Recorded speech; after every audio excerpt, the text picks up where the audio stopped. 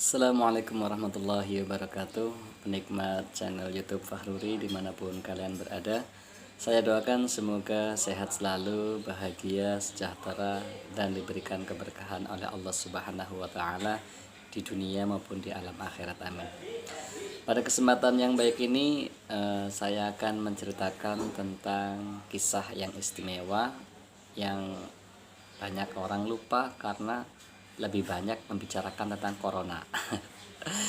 Kisah apa itu? Yaitu kisah tentang Isra dan Mi'rajnya Nabi besar Muhammad Sallallahu Alaihi Wasallam. Jadi ada beberapa ulama yang mengatakan terjadinya Isra dan Mi'raj itu karena akibat kecemburuan dari langit kepada bumi. Kenapa? Karena di bumi itu dihuni oleh manusia yang istimewa, manusia yang mulia, yaitu Nabi besar Muhammad SAW. Sehingga langit meminta kepada Allah Subhanahu wa Ta'ala agar Nabi itu berkenan untuk lewat di langit. Ada juga yang mengatakan terjadinya Isra dan Mi'raj ini karena adanya hadiah atau hiburan dari Allah Subhanahu wa Ta'ala kepada Nabi Muhammad sallallahu alaihi wasallam. Kenapa bisa begitu? Karena pada hari-hari tertentu Nabi Muhammad sallallahu alaihi wasallam itu sedang mengalami musibah, yaitu ditinggal oleh dua manusia yang sangat beliau cintai, yaitu bernama istrinya Siti Khadijah dan paman yaitu Abu Thalib. Karena meninggalnya dua orang yang beliau cintai, maka tahun ini disebut juga dengan Amul Husni atau tahun duka cita. Karena kesedihan yang seperti itulah, maka Allah Subhanahu wa Ta'ala memberikan hiburan, yaitu dengan di Isra dan Mi'rajkannya Nabi besar Muhammad sallallahu alaihi wasallam. Lah, Isra itu apa? Isra itu adalah perjalanan yang dilakukan oleh Nabi besar Muhammad sallallahu alaihi wasallam dari Masjidil Haram ke Masjidil Aqsa. Di mana dalam perjalanan tersebut Nabi Muhammad sallallahu alaihi wasallam ditemani oleh malaikat Jibril dengan menggunakan buraq, kendaraannya yaitu buraq. Lah, perjalanan yang dilakukan Nabi Muhammad dari Masjidil Haram ke Masjidil Aqsa, di situ Kanjeng Nabi Muhammad bertemu dengan para nabi, dan di situ Nabi Muhammad melakukan sholat 2 rakaat dan memimpin para nabi untuk melaksanakan sholat. Setelah Nabi Muhammad SAW melaksanakan sholat 2 rakaat, kemudian di situ Nabi Muhammad tubuhnya dibedah, dibedel, kemudian diisi dengan beberapa nur kepemimpinan Rasulullah Muhammad SAW. Setelah Nabi Muhammad SAW diisrakan, kemudian Nabi Muhammad dimi'rajkan. Mi'raj itu artinya adalah naik. Jadi naiknya Nabi Muhammad dari Masjidil Aqsa ke Sidratul Muntaha. Di situ Nabi Muhammad diperlihatkan tentang beberapa tanda-tanda kebesaran Allah Subhanahu wa Ta'ala, tentang umat-umatnya Nabi Muhammad SAW, tentang gambaran surga, tentang gambaran orang yang ada di neraka, tentang balasannya orang baik, tentang balasannya orang yang buruk. Di situ diceritakan semua. Sampai-sampai di situ Nabi Muhammad salah satu dalam perjalanannya itu menjumpai seseorang yang sedang memanen, tetapi setelah panen di belakangnya tumbuh lagi, panen tumbuh lagi, panen tumbuh lagi, panen tumbuh lagi. Kemudian Nabi Muhammad tanya kepada malaikat Jibril, "Jibril, itu siapa?" Kata Jibril mengatakan, "Itu adalah umatmu yang ketika berada di dunia beliau menanam kebaikan, maka dia akan memanen di akhiratnya nanti. Dan itu balasan bagi kita umatnya Nabi Muhammad yang selalu beramal di dunia, maka jangan pernah kecewa. Amalan kita itu akan hilang begitu saja, tapi kita nanti akan bisa mendapatkannya di akhirat. Amin. Kemudian di situ juga Nabi Muhammad melihat ada orang yang panjang lidahnya, potong lagi panjang, potong lagi panjang, potong lagi panjang. Kemudian Nabi Muhammad juga melihat ada orang yang dipukul kepalanya hancur berantakan, dipukul lagi hancur berantakan, pukul kepalanya hancur berantakan.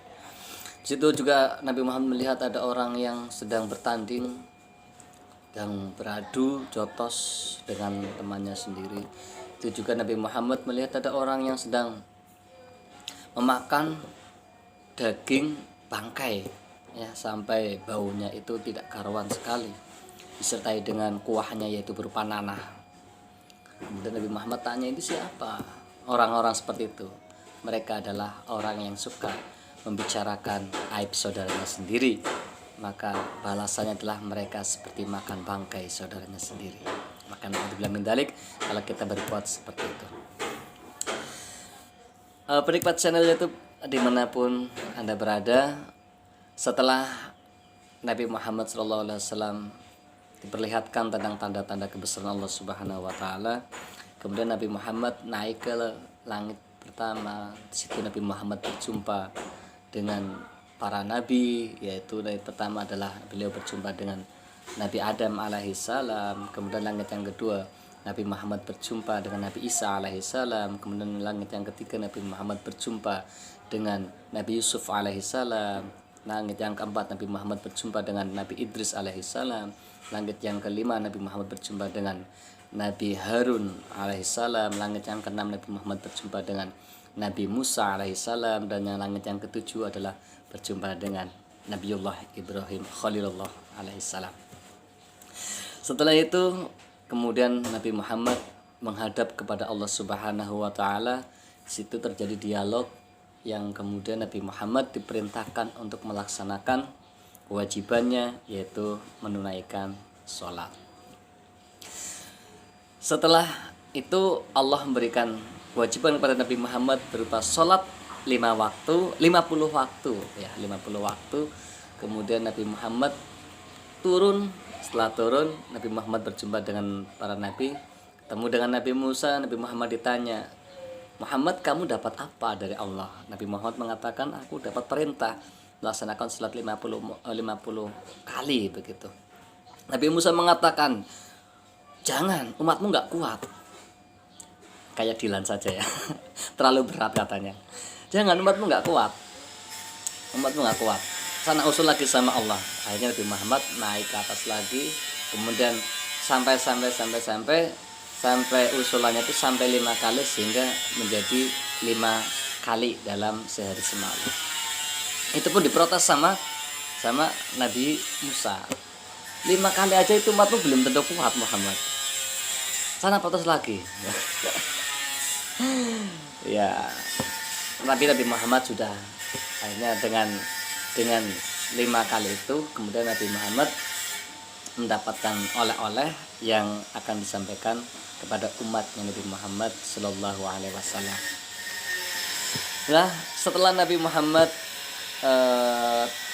pulang dari Isra dan Mi'raj, di situ para kafir Quraisy sudah berkumpul. Kemudian Nabi Muhammad menceritakan apa yang beliau alami, yaitu Isra dan Mi'raj Nabi Muhammad. Orang-orang kafir tidak ada yang percaya tentang apa yang beliau sampaikan. Tapi salah satu sahabat beliau, yaitu Abu Bakar, mengatakan, sodakta ya Rasulullah. Kata Abu Bakar, aku orang yang memberikan kesaksian bahwa engkau adalah orang yang berkata benar.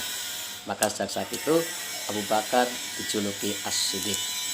Maka As-Siddiq itu menempel dengan namanya Abu Bakar, yaitu Abu Bakar As-Siddiq. Dan sejak saat itulah perintah sholat mulai dilaksanakan dan ditaati oleh umatnya Nabi Muhammad SAW. Itu sekilas tentang peristiwa Isra dan Mi'rajnya Nabi besar Muhammad SAW. Nah, dari peringatan dari kejadian Isra dan Mi'raj ini ada beberapa poin yang dapat kita ambil hikmahnya.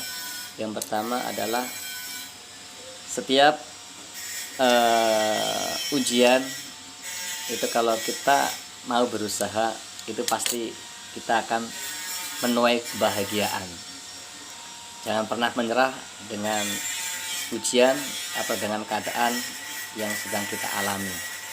Ingat, masih ada Allah yang akan selalu menolong kita. Fa inna ma'al usri yusra. Bersama kesusahan pasti ada kemudahan. Yang kedua adalah di kejadian Isra dan Mi'raj, di situ Nabi Muhammad napak tilas, yaitu saling silaturahim.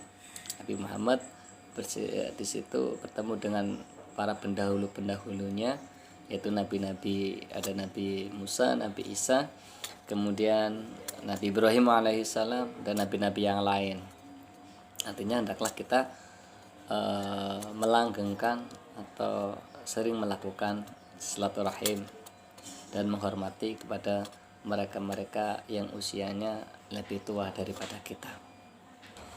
Dan apa yang didapatkan oleh Nabi Muhammad SAW berupa sholat 5 waktu, marilah kita kerjakan.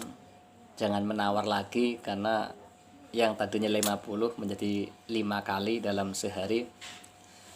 Dan dalam sebuah hadis dikatakan, awwalu ma yuhasabu bihi yaumal qiyamah as-shalat.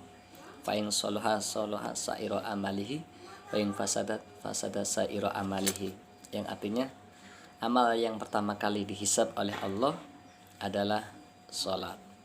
Kalau sholatnya bagus, maka amal yang lain akan ikut bagus. Tetapi kalau sholatnya jelek, maka amal yang lain pun akan ikut jelek. Dan ingat, di dalam sholat harus mengatakan inna sholati wa nusuki wa mahyaya wa mamati lillahi rabbil alamin. Sholatku, ibadahku itu hanya untuk Allah semata, jangan diperuntukkan karena ada tameng yang lain, karena ada tujuan tertentu. Wallahu a'lam bishawab. Sampai jumpa pada jam dan acara berikutnya. Dari saya, wal afu minkum. Assalamualaikum warahmatullahi wabarakatuh.